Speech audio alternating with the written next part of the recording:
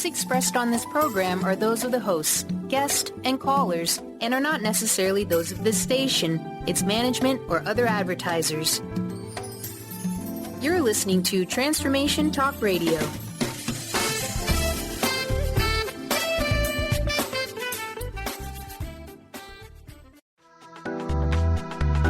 This show's audio was via a Skype call.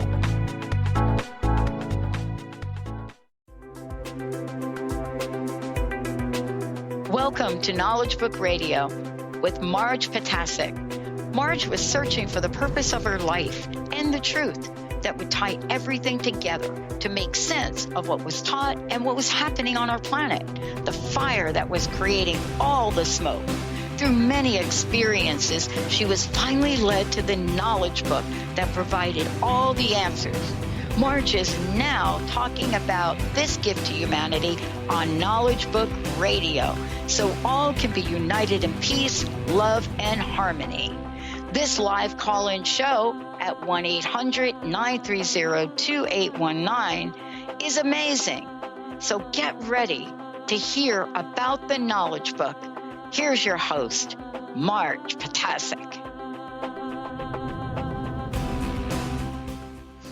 Hello, everyone. I'm Marge Potasic, and you are listening to the Knowledge Book Radio with Marge Potasic on Transformation Talk Radio. And for the next hour, we will continue our series of Omega Talks. And this usually happens on the fourth Tuesday of every month. And this is part of the unification program of the Call to Friendship Association that's mentioned in the Knowledge Book. Now, in these talks, we connect science and spirituality by discussing world knowledge and connect it to the Omega dimension. Now, the Omega dimension, as we had mentioned previously, is the 19th dimension, and this dimension has been opened up to us through the Knowledge Book for the first time. Now, this time, and this week, this Tuesday, we're going to talk about what you are, what you digest. But before we go on, just want to remind everyone that the Knowledge Book website for the United States is www.usa.theknowledgebook.net. Again, www.usa.theknowledgebook.net.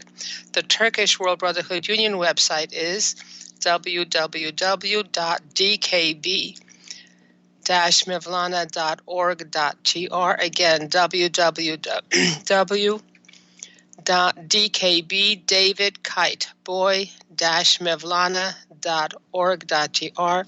My own cell phone number is 973-787-7035. And my email address is mmjp99@gmail.com, maryjohnpeter99@gmail.com. Since, of course, we're doing this as part of the Omega Talk series, I will give you the Call to Friendship website, which is www.calltofriendship.org. Again, www.calltofriendship.org. And right now, there's a preparation going on for the Third World Congress of the Call to Friendship Association in Istanbul, Turkey. And that website is worldunification.calltofriendship.org. Again, worldunification, all one word, .calltofriendship, all one word, .org. So, again, my telephone number and email address is for anyone who would like to either give me a comment on what they have heard on the radio, any questions, any suggestions for topics, or any questions that you have so that we could answer them maybe at some show in future. Okay, so today's topic as part of the world knowledge is digestive system. Now, and the topic is you are what you digest. Now, we often hear you are what you eat, but is this phrase actually true or is it false? Are we what we eat? So does that mean that if we eat broccoli, do we wind up looking like broccoli? If we eat only bread, do we wind up looking like bread? But what have you actually thought about what this phrase means and what it actually implies? Now, when we're talking about food and ingestion, every culture actually has their own recommendations for what every person in that particular culture is supposed to be eating to make sure that they're maintaining optimum health. And actually, every spiritual practice also has recommendations for its own particular dietary guidelines to make sure that we eat only the food that is helpful for us to be able to have spiritual growth and to be able to develop spiritually. So in terms of ethnic backgrounds, a person in, let's say, the Arctic Circle or the Eskimos will have a completely different diet than someone that's in South Africa or in China or in South America. And every particular cultural and spiritual practice, like the Far East religions, like Ayurveda, like homeopathy, like the Eastern tradition, let's say Japan, Korea, will have their own particular aspects of what people are supposed to be eating to maintain good health. And of course, the civic part, as far as the United States is concerned, the medical establishment in conjunction with the government, they also have recommendations on what we should eat and the proportion of that food that we're supposed to be eating. So online, you can see something called choosemyplate.gov.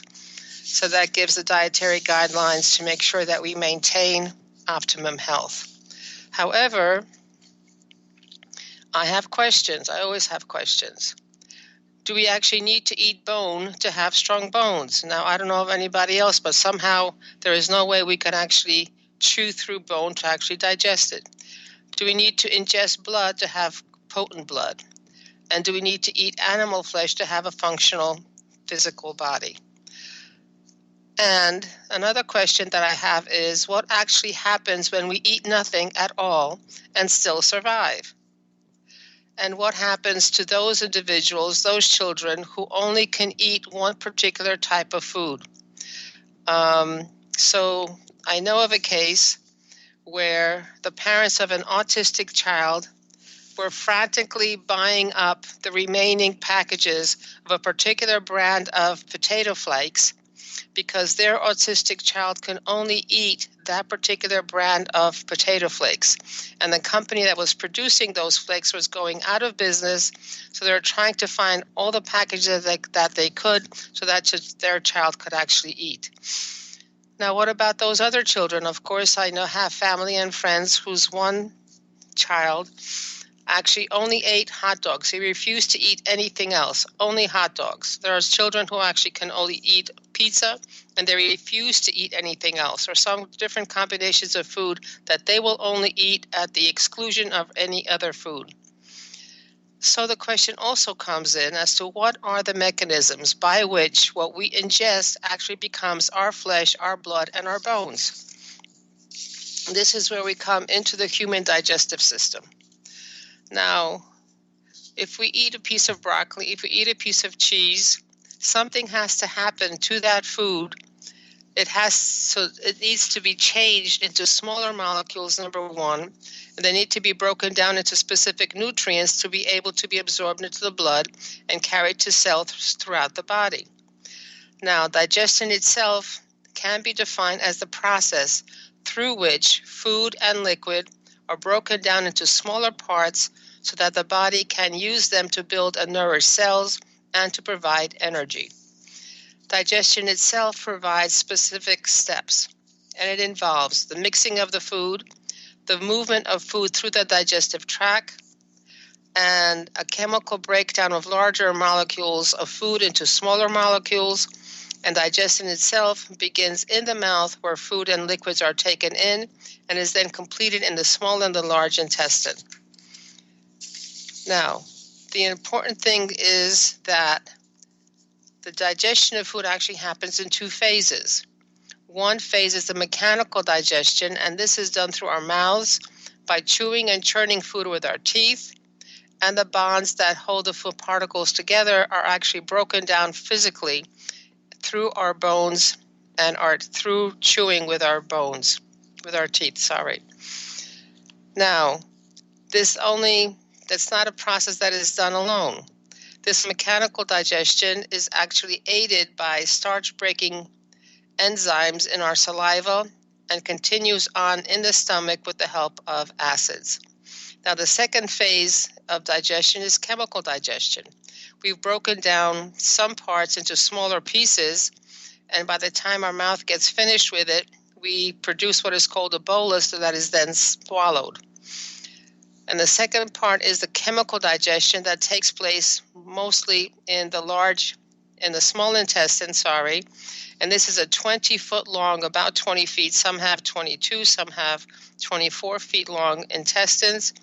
And this is where the enzymes that are released by the liver, by the gallbladder, and pancreas actually chemically cut the food into smaller and smaller pieces, cutting through the molecular bonds, and they result in individual amino acids. So what came in as a large chunk of broccoli now winds up being a little bit of broccoli, but it's still broccoli, and it is cut into individual small molecular molecules. Now, the small intestine is also the place where the vitamins and minerals are absorbed from the diet that we eat.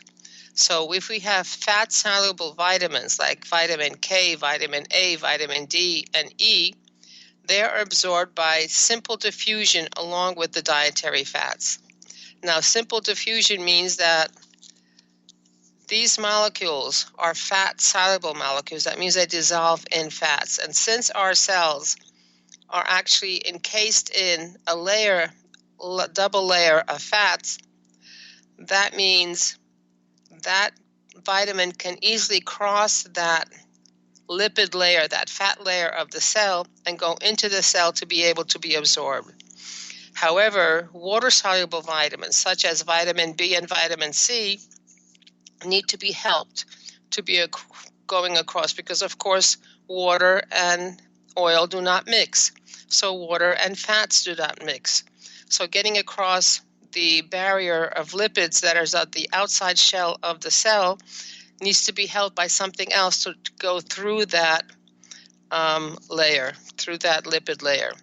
And vitamin B12 also will be absorbed at the small intestine, but this is done through active transport. Now, in this case, energy actually needs to be used up in order to get this molecule into the bloodstream.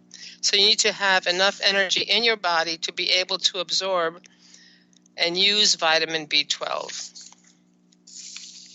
Okay, now this is the most important part of how we actually get those little pieces of whatever we ate, those little pieces of molecules into our bodies. And this is the process of assimilation. Now, what assimilation does is actually gets the nutrients from our food into our cells, and this is where they're able to be used for growth and repair. So by definition, it's the assimilation of food that is the act of becoming part of something greater. In this case, the food that we have changed through the digestive process, through the breakdown process, now changes to become us. It literally becomes a part of our body through this process of assimilation. And this is how nutrients are able to be incorporated into every cell of the body by feeding and being able to repair them. This is how the body uses it. So now, what is actually happening here? What is happening through the digestive system and through digestion and assimilation? In essence, the entire digestive process is a transformation of whatever we've ingested into what we are made of into cells of brain, blood, and bones, and so forth. And as the Knowledge Book explains, we go through a similar process in our evolution. As we proceed from dimension to dimension, once we've completely digested and assimilated whatever energies, frequencies, and knowledge that were available at the dimension that we were in. Now, each dimension has a very specific mechanism, a specific educating and training process, and specific guides that are responsible for taking us from the initial to the final layers in that dimension. Just like in our bodies, We go through the process of maybe cooking the food or not cooking the food.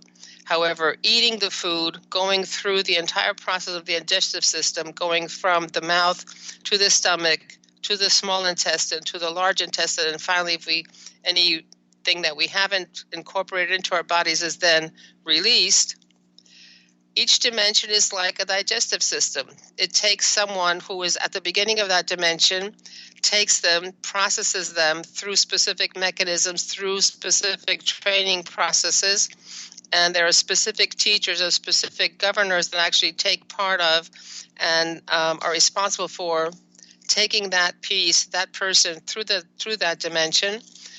And we, in this way, go through the first to the 7 training layers, are actually able to merge with the totality energy of that dimension through our own power, and then we get conveyed to the next dimension in the 9th layer. So we go through 9 layers every time in every dimension.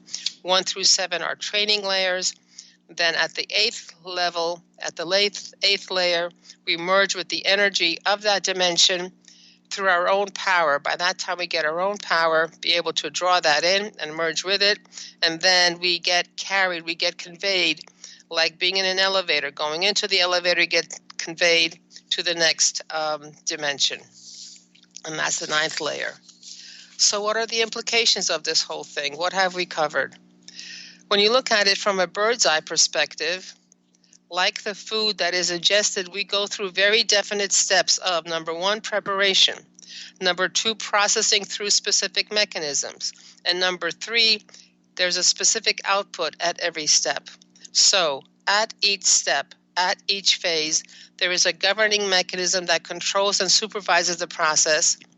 And once that phase is successfully completed, it becomes the input, the preparatory step for the next phase of the process, etc. And the next step cannot be taken until the last step has been successfully completed. As the knowledge book states, if you cannot complete one task, you cannot finish the others either.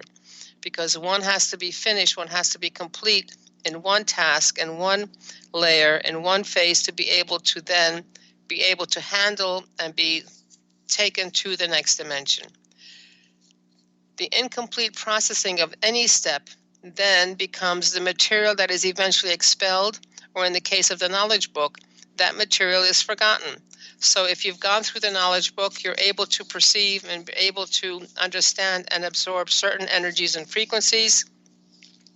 Anything that you haven't been able to absorb, have not been able to digest and assimilate, then is forgotten. And the next time you go through and read the knowledge book, like in the reading program, you are then able to pick up more and more and more and more, and you gradually go from the beginning to the end where you're able to understand everything and be able to absorb all the energies and frequencies the book has to offer. Now, this is the process of evolution. We've been going through this evolution process for millennia. We started with a meditation technique, and it had its own particular set of guidelines, had its own particular set of rules, own particular way of doing things. It had its own particular formal practice. Then, once we've accomplished that, we transitioned to the Kabbalah. And again, a Kabbalah has its own particular, and the Old Testament has its own particular set of guidelines, own particular set of formal practice and energy and frequencies that it is able to give. Then we went on to the New Testament and then to the Quran. Now, at every dimension, we are able to eventually get to the level of consciousness, the conscience of that dimension. Again, we are able to attain the consciousness of conscience of that dimension, because every dimension has a particular consciousness that we need to attain. And once we're at that consciousness, there is a particular conscience that goes along with it. So if you are, let's say right now, doing the meditation technique, and a lot of people are, then your conscience will be telling you to sit down and meditate, sit down and recite your mantras, sit down and do whatever your guru is telling you to do. When you are currently practicing and are part of the Old Testament religion, then that your conscience of that religion will be telling you to go to the Sabbath, perform the Sabbath, go through your religious practices, make sure you eat the right food, walk the right amount of steps, and be able to fulfill whatever is necessary to make sure you get the energies and frequencies and knowledge of that dimension. Same thing goes for the New Testament, the same thing goes for the Quran. So again, for every dimension, we attain the consciousness of conscience of that dimension. It is the conscience of that dimension that actually tells us what to do and keeps us on our track. Now, everyone who has actually completely assimilated the previous sacred texts and the previous religions, then right now they've gotten to the level of being at the frequency of love. Now, this frequency of love, and we're talking frequency, not emotion, is 72nd energy dimension. It's the 18th evolution dimension, and this is what is known as alpha. Now, these individuals are now actually poised for entry into the knowledge book and its studies. And how do you know when you're ready? You'll listen to the radio and maybe hear my broadcast, or you'll find something on the website that says, there's a knowledge book. There's something going on here. You see something that's going on the website. Or you'll hear someone talking about the knowledge book, or you go to an expo and there's going to be a table with knowledge books there. Somehow, once you are ready, the knowledge book will be presented to you. So this is how you know that you are ready. And then you make the decision either to follow or maybe go in for a quest and come back later. Now, as we've been continuing to do for millennia, we gradually go through the digestion process of the energies, frequencies, and knowledge of the knowledge book until we have completely assimilated and fully integrated with all it has to give. And therefore, we come to and arrive at and are welcome to the 76th energy level, the 19th evolution dimension, which is Omega. So this is not anything new that we're doing. We're doing the same thing that we've done over and over again, going through steps and going through processes. Except now, this process is a little different. And as we see, the meditation, the Far East religions, is different than the Kabbalah, is different than the New Testament, is different than the Quran. Each had its own particular practices, each had its own particular way of doing things to make sure that we were able, by following those guidelines, to fully benefit from that teaching, from that learning, and be able to progress further. So this is not anything different. We are now doing something different because the knowledge book had its own particular set of guidelines, had its own particular way of doing things. However, it is no longer a formal practice. It is no longer maybe going to church on Sunday or going to the synagogue or Saturday or going to the temple to do meditations at a particular point or ashrams. Okay, so we go from the 72nd energy dimension to the 76th energy dimension, and the 19th evolution dimension was Omega. And that is the process that we are supposed to be going through right now. Now, what happens if we can't finish whatever we're supposed to have finished for that lifetime? If we don't succeed in completing that dimension, we are turned back by the guards at the next dimension, and we go, let's say, for remedial classes. Just like we don't absorb everything that our math teacher was telling us, let's say in algebra, and we don't pass the final examination of the Algebra 2, then we either go for summer school to catch up and fill in the blanks, or we repeat the year again and take Algebra 2 again. So if we fail the test of one prior to going to the next dimension to be able to graduate from that dimension, if that happens when we die, then we go back, we get reincarnated again, exactly where we finished off before we died, or at our death, and we are given more experiences and guidance to eventually succeed in the dimension that we were in. And once we've gone through the required summer school or remedial classes, and again, once we become completely integrated with the energies, frequencies, and knowledge of that dimension, then the guard at the entrance of the next dimension opens the gate and lets us through. And the process continues, step by step, layer by layer, and dimension by dimension. Okay, but I still have questions. And there seems to be a different kind of a puzzle that has presented itself to me. So when we look about the digestion, when you look and think about the digestive process, and we hear the words, you are what you eat, that's actually a misleading statement. Because what we eat is not what our bodies are actually able to digest and assimilate. There are some people, myself included, who cannot eat certain foods because we are not able to digest them. Let's say corn. I eat corn, but it comes out the same way it went in. I cannot digest corn. I cannot digest other foods as well.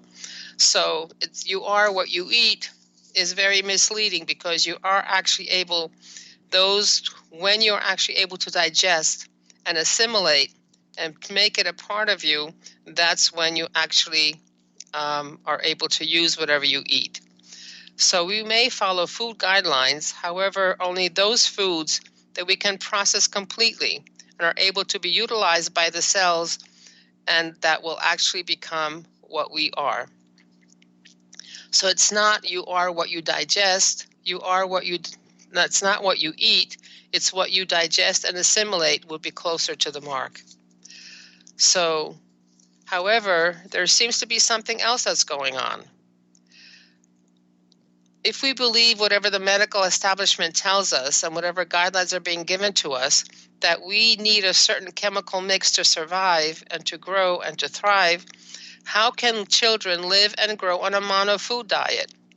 Hot dogs and instant mashed potato flakes certainly do not contain the minimum daily requirements for full bodily growth and functionality. And yet those children are able to grow, they are able to survive, and they produce the blood and the bone and the flesh that they need. And they have the energy. Also, studies have shown, and these studies have been done, I guess, back in the 50s and 60s, and those studies show that children who have all the physical needs provided, they have all the food, all the comfort, all the clothes, all the surroundings that they need. However, they don't grow, they languish, and sometimes they die. However, those children who are severely deprived, they don't have enough food and they don't have a good physical environment around them, but they're able to grow and they're able to flourish and they're able to produce a body that is helpful to them. So how does this happen? And what science has found is that the answer is love. I think most of these studies were done by studying what was happening in orphanages and also what was happening with monkeys. So monkey test subjects that were held and loved survived despite very severely deficient diet and challenging environment, while those who were given the best nutrition and comfortable environment but were left alone, were not held and loved, actually languished. And based on those studies, right now there are programs in hospitals where people go in and actually hold babies in order for them to receive that love, to be able for them to grow and prosper. Okay, so what literally keeps us alive? Is it the food that we eat? Is the energy that we get? And when do we die? So according to the knowledge book, it is our connection to the spiritual totality through the silver cord that performs this function of actually feeding us and actually allowing us to live. As long as that silver cord is connected and it is in place, we breathe in the energies that keep our bodies functional and alive. And when that cord is cut, when that cord is disconnected, that's when our life force disappears and we die. Then, as we go up the evolution ladder, we gradually become connected to the infinite awareness and merge with the spiritual totality. And when we complete our world evolution by fully digesting and assimilating the knowledge book, we, after the path of light, will gain an incombustible and immortal body and can travel to and land in any dimension that we wish. And now maybe it's a good time to take a break. So we've been talking about digestion. We've been talking about evolution, how digestion is let's say, a metaphor for going through evolution. You've been listening to the Knowledge Book Radio with Marge Patazik. And again, our website, the United States website, is www.usa.theknowledgebook.net. The telephone numbers for questions and topics is 973-787-7035. When we come back, we'll continue with You Are What You Digest. Stay tuned. We'll be right back.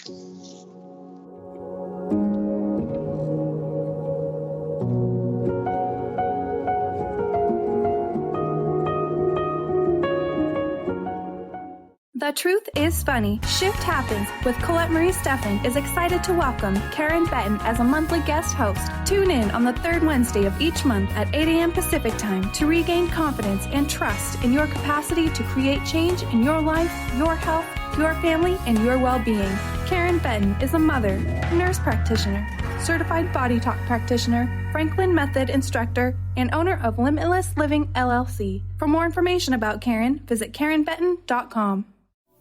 Goddess-like shamanic healer Bree Gibbs guides us through the ascending worlds, bringing forth knowledge and truth.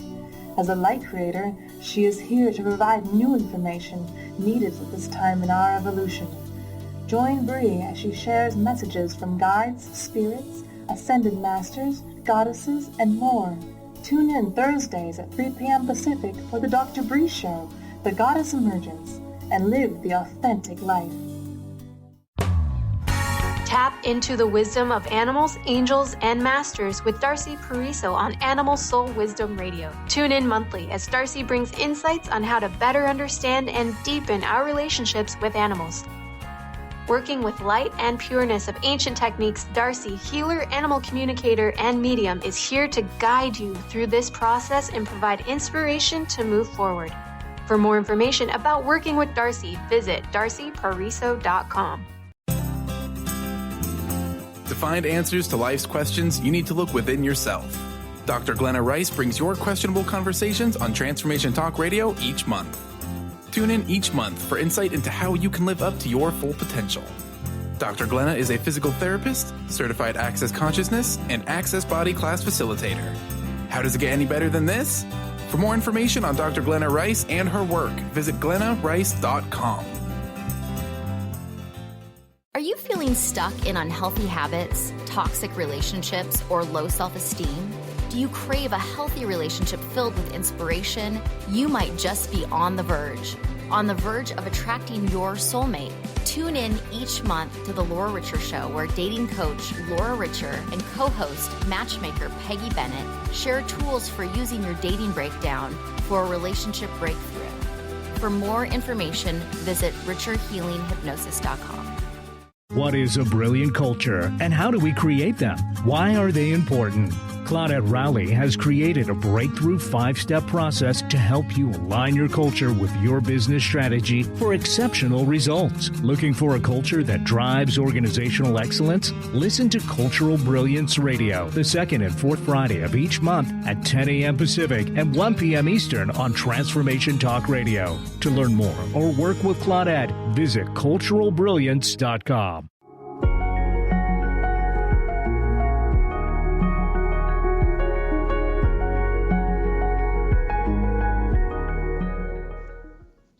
And we're back on the Knowledge Book Radio with Marge Patazik on Transformation Talk Radio. And again, a quick reminder, the United States website for the Knowledge Book is www.usa.theknowledgebook, all one word, .net. My telephone number is 973-787-7035 for calling or texting.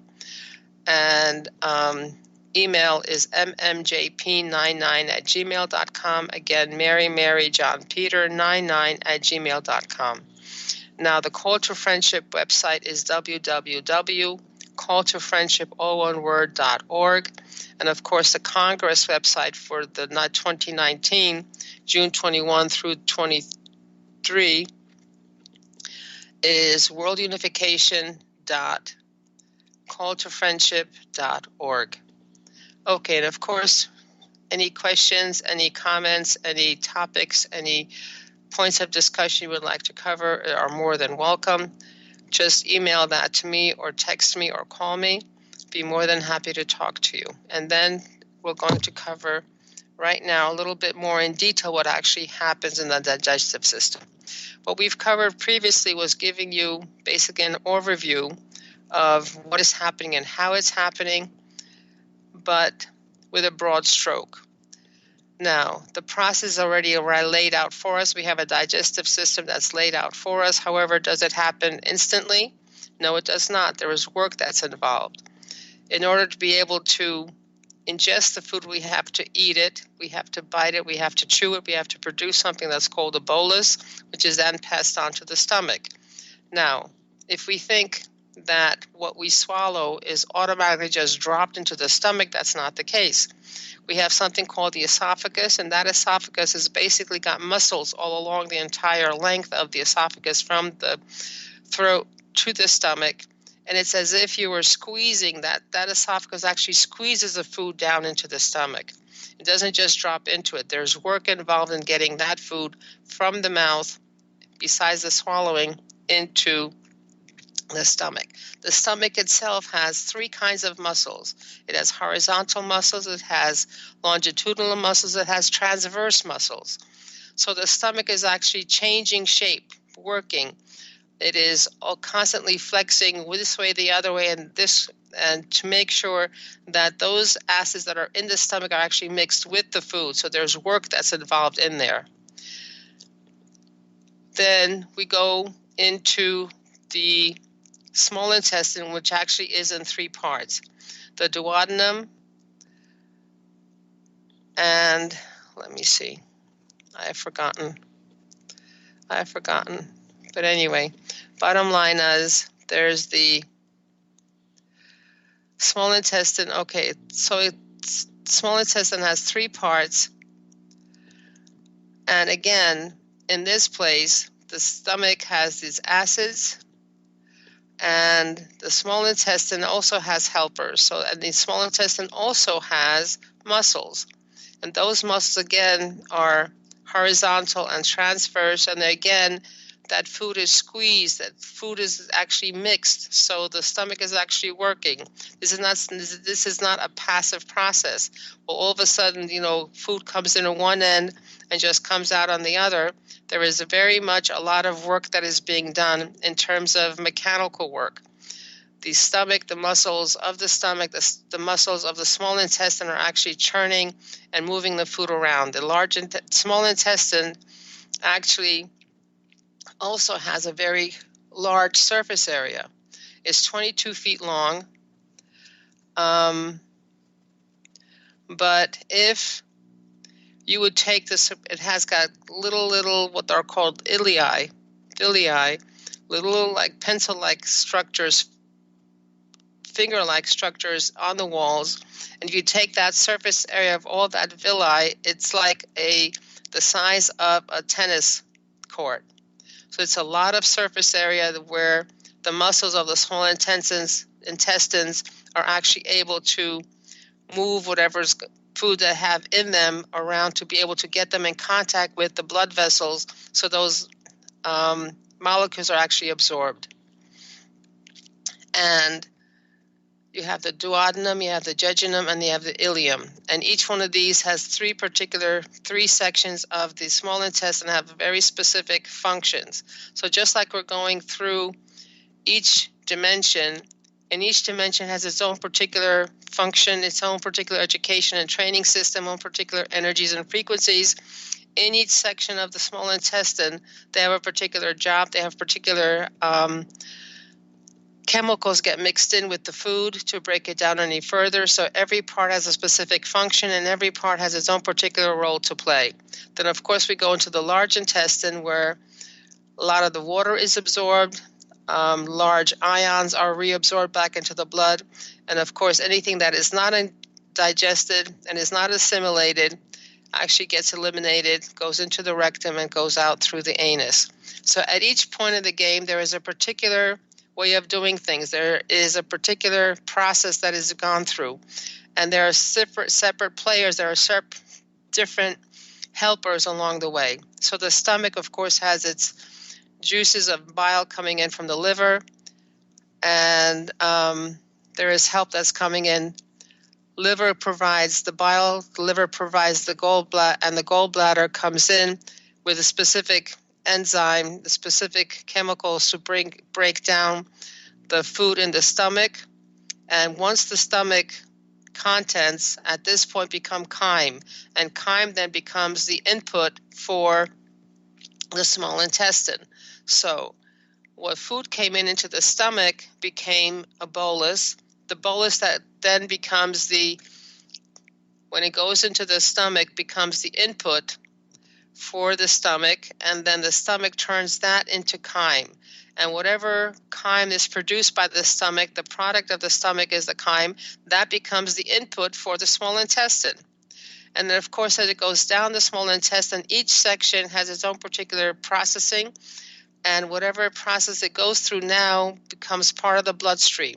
And it goes back to the liver, and the liver either stores it or distributes it to the rest of the body.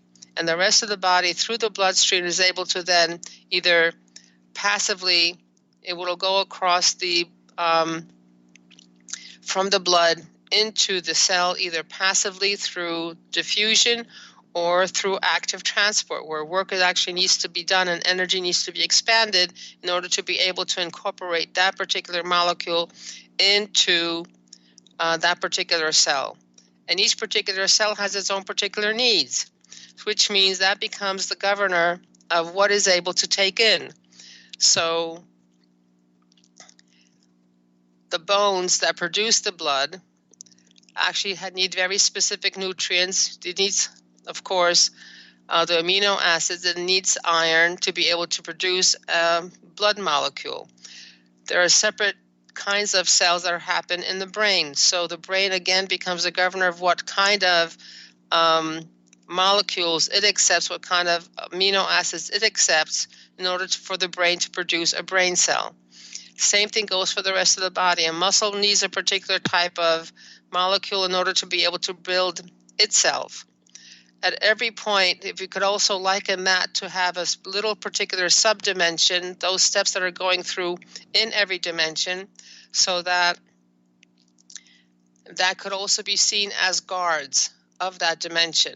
In other words, I won't be able, the blood will not be produced unless a specific type of cell or a specific type of molecule comes across and is able to, and then the bone will actually be able to say, no, I do not want this molecule. Another person or another part of the body could use that one. I will take only a specific molecule here for me to be able to produce blood. The same thing goes for our muscles. The same thing goes for everything in our body. So at each step in the process of transformation, of going from the food that we eat to our fingernail, to our thigh bone, or to our heart muscle, or our brains, or whatever it is that the body is repairing or regenerating, at each step of the game, there is a governing mechanism. There is a guard that says, no, this is not good for me. Yes, this is good for me. I'll take you in. And also, at every step of the game, there is a help. There is some kind of something and some input that is coming in along to change whatever is happening at that particular point in time. So in terms of the stomach, that gets helped by the liver and the gallbladder and the pancreas. And when it comes to the small intestine, again, there are chemicals that are being released into the small intestine to be able to process everything that's in there. So, and this can be likened to what we do with the knowledge book. You can't just sit back and let the words come at you. You need to be able to actually put some effort into it. You need to be able, just like in the digestive system, there is work that is actually done. Those muscles churn, those muscles squeeze and push and are able to get the food from the mouth into the stomach and then all along the length of the 22 feet of the small intestine into the large intestine and out. So we need muscles all along, and it's work that gets everything done. So we ourselves actually need to put in the same kind of effort, not the same effort, but the similar effort to be able to get the energies and frequencies and knowledge of the knowledge book. So in terms of evolution, this effort comes into actually following the guidelines, actually getting up and going to the meetings, being able to actually talk to people, meet with people, and be able to relate to and work together with others. And that takes work and that takes effort. And what the guidelines do for us is actually gives us a process by which, a method by which we can accomplish whatever it is that we need to do. So why do we need a teacher? Because the teacher actually is able to tell us the steps to take in order to produce something, right? So if you want to make a robot, if you want to make a flower arrangement, whatever it is that you need to do at first, someone outside of you will give you the guidance, will give you the mechanics by which that can be done. If you want to write a computer program, there's a methodology that needs to be gone through in order for you to be able to produce that computer program.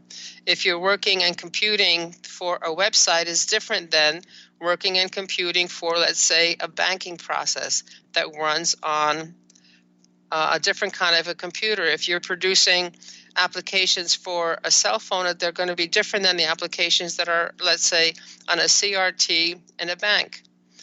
Or maybe a different application for when you go to the store and you have to buy something. So each one of them has its own particular guidelines, its own particular way of doing things. And by following those guidelines, by following what the instructions are, you actually come out with a product that you're happy with and satisfied with. So step by step, whatever guidelines we're given by the knowledge book, we are able to then, what I call, fake it until you make it. So eventually, by going through the process, there is something that I've seen before, and it says, what you're feeling actually comes out of motion. So motion, out of motion. You go through the motion, and eventually you get to the point where you're actually feeling what it is that you're supposed to be feeling.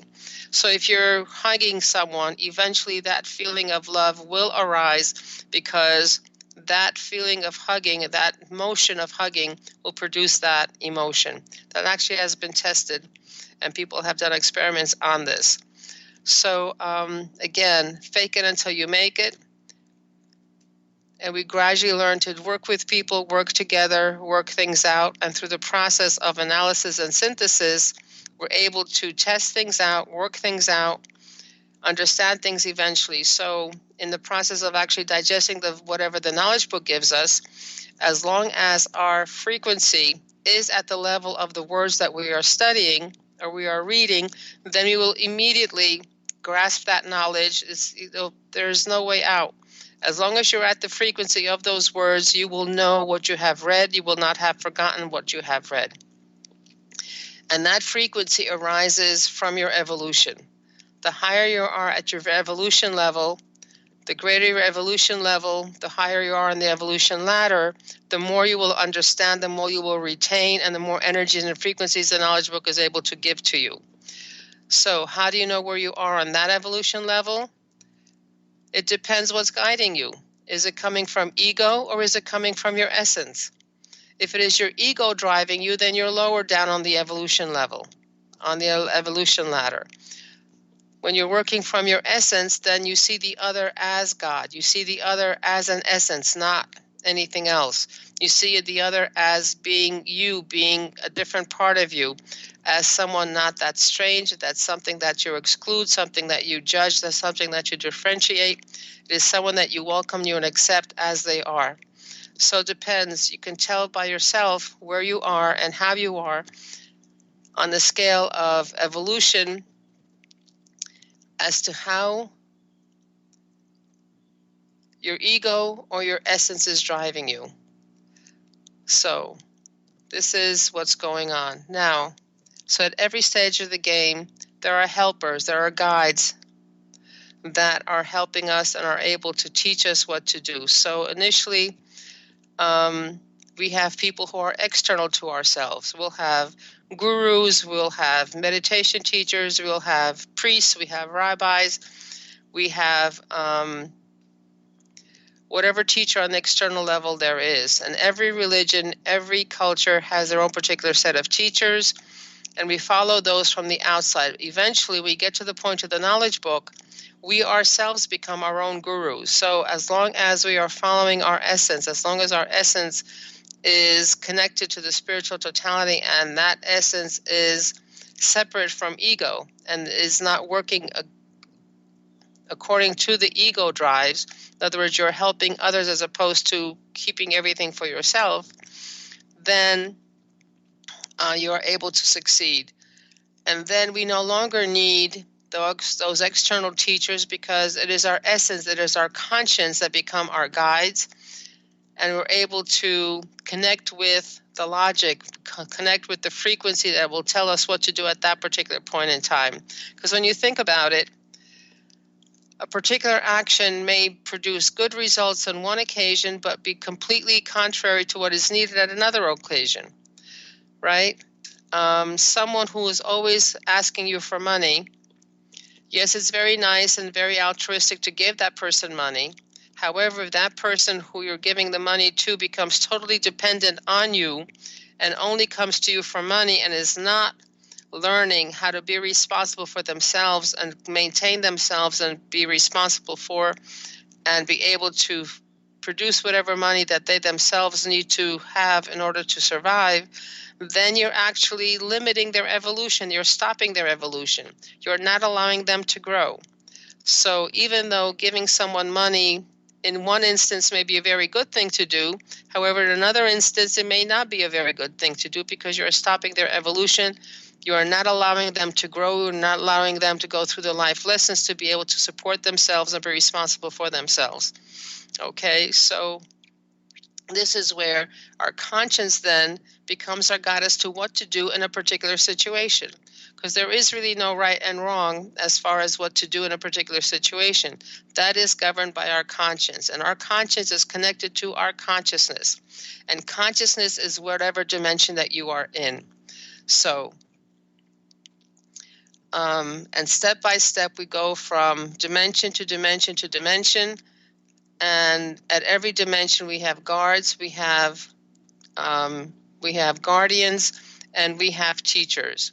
Until, of course, we become our own guardians, our own teachers, and the knowledge book then is able to encase us in a very strong magnetic field, because we've produced that magnetic field. We are able to then to only absorb those energies, only absorb those frequencies that are helpful to us, and the magnetic field then rejects anything that could be harmful to us. One of the benefits of doing the reading program is actually just that, for us to be able to help ourselves. And Mrs. Chirac recently has reminded us, okay, fine, we're working for everybody, but how much of those energies and frequencies that the knowledge book has given us is actually absorbed by us? So she recommended and that when we do the reading program, we do it slowly, we do it trying to understand, we take our time and try to put everything together. And that's when we will actually be able to help ourselves. Because the knowledge book also says, you can't save others until you save yourself. However, there's a trick. You can only save yourself by saving others. So it works both ways. We need to be able to save ourselves. We need to be able to absorb anything and everything and fully digest and assimilate what the knowledge book gives us. So there are guidelines, there are methodologies that the knowledge book tells us what to do and how to do, and by following those, we're able to become higher and higher on evolution scale, higher and higher and more in touch with our essence, more in touch with everything, and eventually we will be able to connect with the infinite awareness, and therefore all the knowledge will be open to us, and we will know exactly what to do and how to do it. So in essence, what we've covered is the digestive system. And what we've seen is that just like work needs to be done in order for us to chew the food, and then the stomach needs to churn the food and mix the food with the chemicals that come in, and just like the small intestine also has to work in order to be able to take out the food that we need. We also need to do the work as far as the knowledge book to fully be able to absorb all the energies and frequencies. And now looks like it's we're almost out of time. So again, want to remind everyone, Knowledge Book Radio. We've been listening to Knowledge Book Radio with Marge Patazik on Transformation Talk Radio. Please remember that there is a focal point in New York City. There's also a focal point in Queens. So if you'd like to come, and again, if you would like 3 chapters, please email me with your postal mailing address, and we'll be able to send those fascicules to you. These are the 3 chapters from the Knowledge Book to give you an idea what the book is about, and is able to give you everything that you need to kind of test things out. Okay, thank you. You've been listening to Knowledge Book Radio with Marge Patazik. Marge was led to the Knowledge Book, a gift to humanity, and its time of transition to the Golden Age that provided the truth and energies and frequencies. Now, she shares information from and answers questions about the Knowledge Book with you each Tuesday at 1 p.m. Pacific, 4 p.m. Eastern on TransformationTalkRadio.com. For more information, visit Marge at usa.theknowledgebook.net.